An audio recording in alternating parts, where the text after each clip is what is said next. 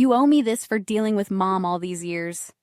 That was the text my brother sent me right before he wiped out my entire bank account. I looked down at my phone and saw the balance. $0. $185,000 transferred out in seconds. That wasn't just savings. That was the settlement money for my daughter Rebecca's leg surgery. It was the only thing standing between her and a lifetime of pain, and the transaction log made it crystal clear who did it. Travis's iPhone. My brother didn't just steal from me. He stole from a crippled 10-year-old because he felt entitled to a payday. I stared at the screen, and for the first time in my life, I didn't feel like the nice, helpful sister. I felt like a forensic auditor who just found her next target. Before I tell you how my daughter became the most dangerous person in this family, drop a comment and let me know where you're listening from right now. I want to see who's on our side. You are probably asking the same question the fraud department asked me later. Why did a forensic auditor, someone who hunts financial criminals for a living, give her unemployed brother access to her bank account? Sounds stupid when you say it out loud. But financial abuse doesn't start with a theft. It starts with a story. For 10 years, the story in my family was simple. Julia left, and Travis stayed. I was the selfish one because I moved 3 hours away to build a career. Travis was the saint because he stayed in our hometown, living rent-free in our mother's basement, supposedly taking care of her. That was the trap. I call it the trap of normalized cruelty. It's when your family convinces you that your success is a form of abandonment, and the only way to earn your forgiveness is to pay for the people you left behind. I didn't add Travis to my account because I was naive. I added him because I was tired of apologizing for existing. I remember the day I did it. It was 4 years ago, right after the car accident that crushed my legs. I was lying in a hospital bed, hopped up on painkillers, terrified I would lose my job. Travis stood at the foot of the bed, not asking if I was in pain, but complaining that his truck had broken down and he couldn't get Mom to her appointments. "I can't carry everything alone, Julia," he had said, looking at my cast like it was an inconvenience to him. "You have the fancy job. I have the burden." So, I added him as an authorized user. Just for emergencies, I told myself. Just for gas and groceries for Mom. It felt like buying peace. I thought if I paid enough, they would finally stop calling me the selfish sister. I didn't know then that you can't buy peace from people who profit from your war. Over the years, emergencies became a very loose term. An emergency was a bar tab on a Friday night. An emergency was a new gaming console because he was stressed. An emergency was the lease on a brand new truck that cost more than my first car. I saw the charges. I saw every single one, and I let them slide. I drove a 10-year-old sedan with a cracked bumper and squeaky brakes while my brother drove a $60,000 pickup truck paid for by my overtime shifts. I lived in a rental with questionable plumbing to save money for Rebecca's surgery, while I paid the deposit on Travis's luxury condo because he couldn't pass the credit check. I told myself I was being a good sister. I told myself I was helping him get on his feet, but looking at that zero balance on my phone, the fog finally lifted. I wasn't helping him. I was paying rent for my place in the family. I was paying a monthly subscription fee to be tolerated. Travis didn't steal that money because he was desperate. He stole it because he believed it was already his. In his mind, my money was just compensation for his life choices. He thought I was an endless resource, a tap that would never run dry. But he forgot one critical detail. When you drain the account, you also cancel the subscription. He didn't just take the money. He took the only reason I had to play nice. I closed the banking app and opened my work laptop. The sad, guilty sister died the moment I saw that balance. The woman who replaced her didn't care about keeping the peace. She only cared about the audit. I pulled up the metadata. It was time to see exactly what my brother had been buying with my silence. I cracked my knuckles and logged into the forensic dashboard. For years, I'd used these tools to track down cartel money launderers and corporate embezzlers. I never thought I'd be using them to hunt my own brother. I didn't just look at the bank app. I pulled the raw transaction metadata. The screen filled with lines of code. But to me, it was a map. The money hadn't gone straight into Travis's personal checking account. That would have been too easy, too traceable. Instead, it had been routed through a series of digital hops designed to look like legitimate purchases. But Travis wasn't a criminal mastermind. He was just a guy who watched too many movies. I traced the routing number of the receiving account. It belonged to a shell company called Obsidian Ventures, LLC. The name sounded familiar. I opened my work files and ran a search. A match popped up instantly. Obsidian Ventures was flagged in a federal database as a known money laundering front for an online gambling ring operating out of Eastern Europe. My stomach dropped. This wasn't just family theft. This wasn't just Travis taking money to buy a new truck or pay off a credit card. He had wired $185,000 directly into a federal crime syndicate. He had crossed the line from a civil dispute to a felony. Federal wire fraud, money laundering, conspiracy. I leaned back in my chair, the glow of the screen illuminating the dark kitchen. Travis thought he was smart. He probably thought routing the money through a business account would hide it. Instead, he had just handed me the nuclear codes. He wasn't just a thief anymore. He was a liability to the United States government. I kept digging. I needed more than just the money trail. I needed to know where he was right now. I pulled the GPS data from his linked device. The Find My history painted a damning picture. Yesterday afternoon, when he told me he was taking Mom to the doctor, his phone was pinging off a cell tower next to the Lucky 7 casino on the state border. He hadn't been with Mom.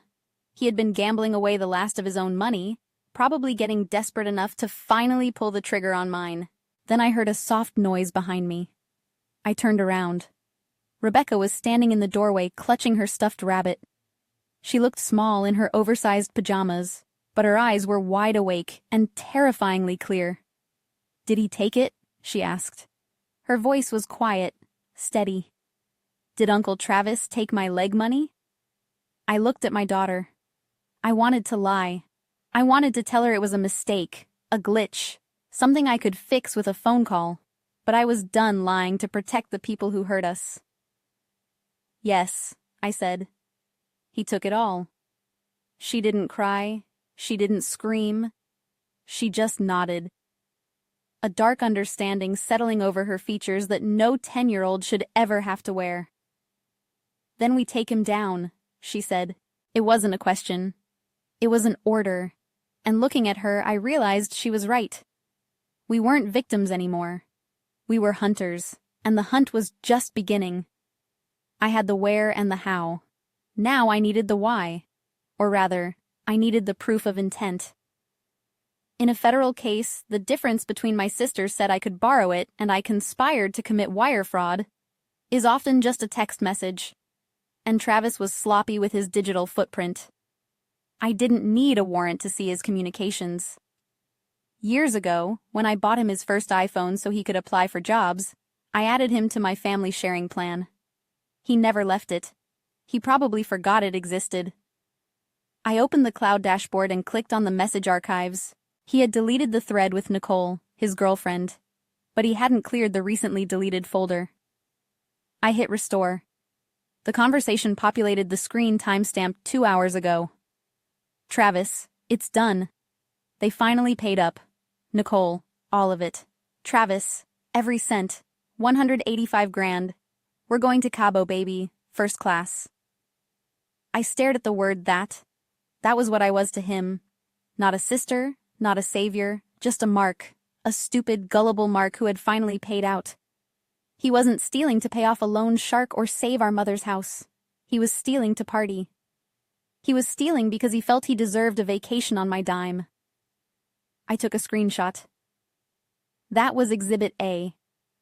Then I cross-referenced his location history. Yesterday afternoon, when he texted me a sob story about spending 3 hours in the waiting room with Mom at the cardiologist, his GPS data told a different story. He wasn't at the hospital. He was at the Lucky 7 casino sitting in the same spot for 4 hours. The timestamp on his text asking for gas money matched a withdrawal at the casino ATM. He had gambled away his last $20, walked out to his truck, and decided to rob me. It wasn't desperation. It was entitlement. I felt a cold rage settle in my chest, displacing the panic. I wasn't shaking anymore. I was organizing.